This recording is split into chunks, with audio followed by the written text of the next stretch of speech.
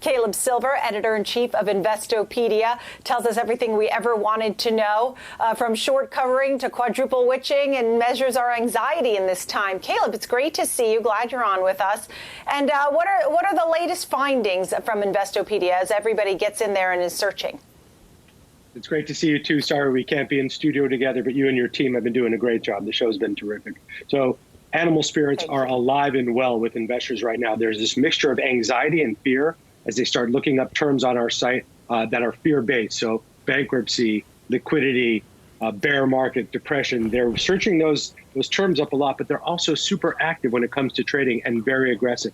We see that through a survey we did on our site, but we also look at the online trading behavior on TD Ameritrade, among other brokers, and individual investors have been getting pretty aggressive lately because they may feel that stocks have been on discount for quite a while and they're ready to put some money to work, even though the economic outlook is really uncertain. So we're seeing that in our index. We're also seeing it in the buying patterns.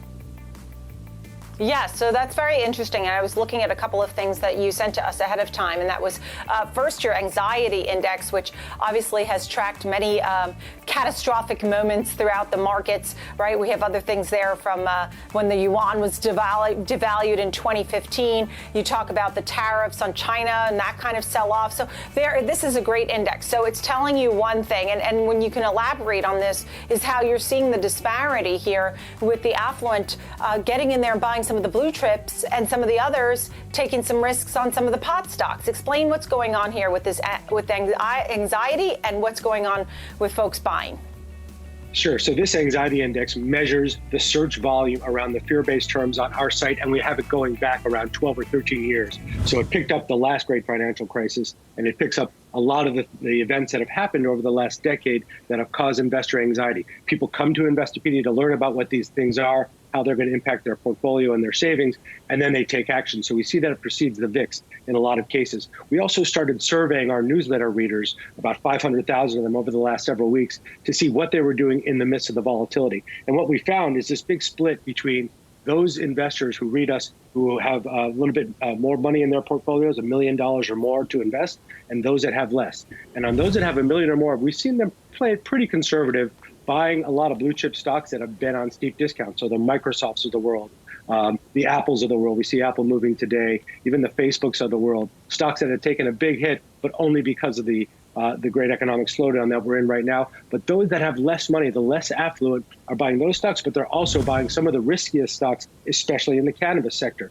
We're seeing them pick up companies like Aurora Cannabis and Canopy, two stocks that have been absolutely decimated. You think there's been damage in the oil sector, Nicole? The cannabis sector has been absolutely destroyed in terms of the stock prices and market value over the last year, and the corona crisis did not help them out at all.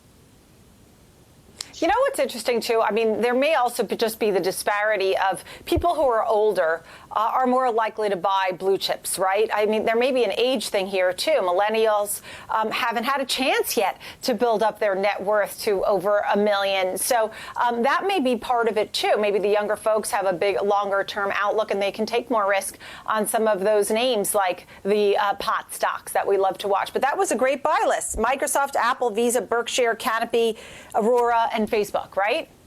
Yeah, if you own those stocks for the past decade, you've done extremely well. So investors, especially those savvy and those that have had a little bit more experience, are going back to the blue chips that they know and love because those stocks went on a 25 to 35% sale. A lot of them have come back, not all the way, but they're putting their money to work in those stocks. But we also see a ton of risky behavior and a lot of risky searches that imply risk on our site. We see investors looking to invest in the oil sector. They're looking for airline ETFs. They're looking at the cruise ship stocks that have been absolutely decimated. In your last segment, you mentioned Carnival on the rise today after being down about 80%. So they're going after those stocks that have been beaten up heavily in the sell-off, but they're also putting those blue chips back in the basket, dollar cost averaging their way in to rebuild their portfolios. Because when the market comes back, and we're already seeing it in tech stocks, right, after the year, those stocks are going to come first.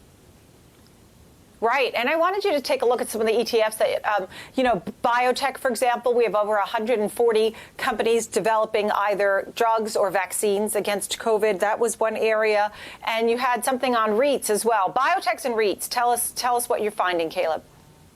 Well, on biotechs, we think that they're looking for opportunity because they're asking us what are the top performing biotech ETFs of the past month, of the past quarter. They're looking for quality names and quality ETF groupings to build their portfolios around that sector because, as you mentioned, a lot of those stocks are taking off if they're talking about potential cures or detection remedies for coronavirus. So we've seen the biotech sector become very hot. Look at the NASDAQ. It's got a lot of biotech in there as well. But the inverse REITs is interesting because that's a bet against the real estate sector. We already know banks are struggling with people not able to pay their mortgages. There's going to be some mortgage relief. There's going to be a lot of defaults and some forbearance in some cases. So people are betting against the real estate sector by buying inverse REITs, and they're searching that up. Look at SRS, look at DRV and the inverse REITs. And then people are also not so sure that the stock market rally is going to last and think it's going to fall shorter. So they're looking at short S&P 500 ETFs, ways to short the index through either SH or SDS, because they think that there's going to be a further leg down. Some folks are saying we've already established a bottom, but others, those searching on our site, are looking for ways to play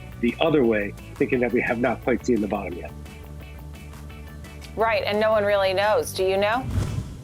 No, if I knew, I would be telling you. You and I would be out making some trades. No, nobody knows. You can't time the market. Nobody knew that the market was going to come back 12% last week. If they did, they're sitting pretty right now, but nobody knows. Yeah.